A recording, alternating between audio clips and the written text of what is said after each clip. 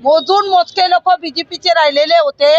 गणपत गायकवाड 5-10 वर्ष राष्ट्रवादीचं seat लढवून BJP मध्ये गेल्यानंतर त्यांना बीजेपीत घेण्यात आलं।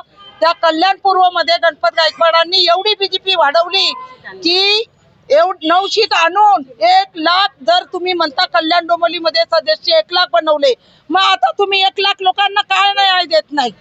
आणि एवढे सीट गणपत गायकवाडांनी निवडून दिल्यानंतर आम्ही सगळ्या कार्यकर्त्यांनी आमदार बीजेपीचा निवडून दिला। तुम्ही कार्यकर्त्यांवर का अन्याय करता? युती बोलता आणि 5 सीट 6 सीट देता। आम्हाला अर्धे सीट पाहिजे, नाही तर आम्हाला मंजूर नाही।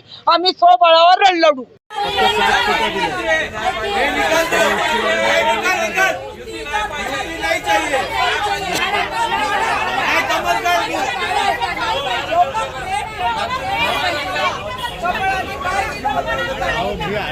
नहीं चाहिए, नहीं चाहिए,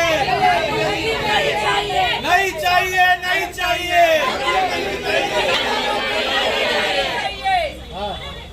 हम लोग को युती नहीं करने गए। कडू बोल वृत्तवाहिनी, सत्याचा कडवट आवाज।